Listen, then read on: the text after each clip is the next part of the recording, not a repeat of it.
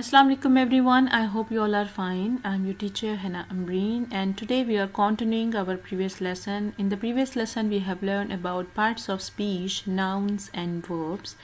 In this lesson we are going to learn about adjectives and prepositions.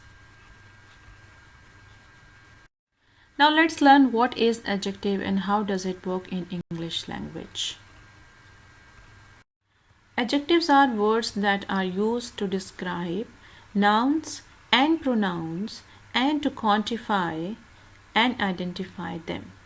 In a nutshell, adjectives are what define nouns and give them characteristics to differentiate them from other nouns. Adjectives usually talk about what kind of noun is, how much they are, and which one we are talking about in a sentence. Let's review some types of adjectives that we use in English language. Adjectives of quality. These adjectives are used to describe the nature of a noun. They give an idea about the characteristics of the noun by answering the question, what kind of is the noun? Here are some examples. Honest, kind, large, bulky, beautiful, ugly, etc. are examples of adjectives. New Delhi is a large city with many historical monuments. Now in this sentence, large is telling about the quality of the city. Shala is a beautiful woman, and in this sentence, beautiful is an adjective of woman which is telling about the quality of woman. Adjectives of quantity. These adjectives help to show the amount or the approximate amount of the noun or pronoun. These adjectives do not provide exact numbers, rather they tell us the amount of the noun in relative or whole terms. There are some examples. All, half, many, few, little, no, enough, great, etc. They have finished most of the rice. In the sentence, most is adjective of quantity. Many people came to visit the fair. Here, many is the adjective of quantity. Adjectives of number. These adjectives are used to show the number of nouns and their place in an order. There are three different sections within adjectives of numbers, and they are: the first is definite numeral adjective, those which clearly denote an exact number of nouns or the orders of the nouns. For example, 1, 2, 20, 33, etc., also known as cardinals. First, second, third, seventh, etc., also known as ordinals. The second is indefinite numeral adjective. Those adjectives that do not give an exact numeral amount but just give a general idea of the amount. For example, some, many, few, any, several, all, etc. There were many people present at the meeting. So here many is indefinite numeral adjective. The third one is distributed numeral adjective. Those adjectives that are used to refer to individual nouns within the whole amount. For example, either, neither, each, another, other, etc. Taxes have to be paid by every employed citizen. Now in this sentence, every is distributed numeral adjective. Demonstrative adjectives. These adjectives are used to point out or indicate a particular noun or pronoun using the adjectives this, that, these, and those. Examples: that bag belongs to Neil. Try using this paintbrush in an art class. I really like those shoes. These flowers are lovely. Comparison of adjectives. When we want to compare two or more nouns using adjectives, we use the comparative and superlative forms of the adjective to show the comparison between the nouns. Honey is sweet. Sugar is sweeter, but victory is the sweetest.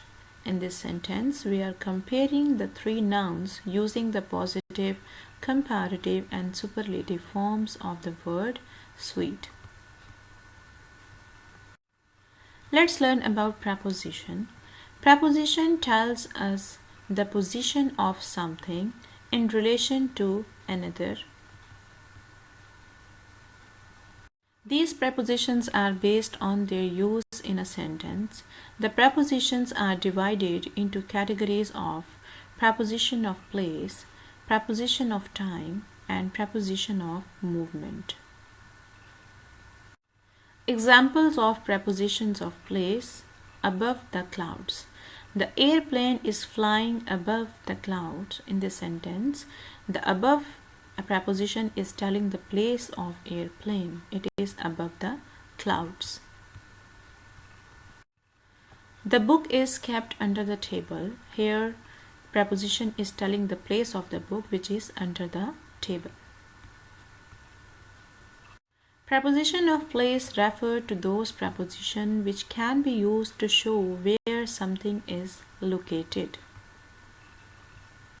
Here are some common prepositions of place: above, up, after, on, before, against, by, behind, below, along, near, down, in, at, across, inside, between, and over. Now let's learn what is preposition of time. We went to eat ice cream at night. So what is the time here? At night. So at is indicating the time preposition. I go for a walk in the morning. Now here the time is telling that when the person is taking walk, he is taking walk in the morning. Preposition of time helps to link the noun or pronoun with the time value. It functions as an indicator as to what point of time did an event occur.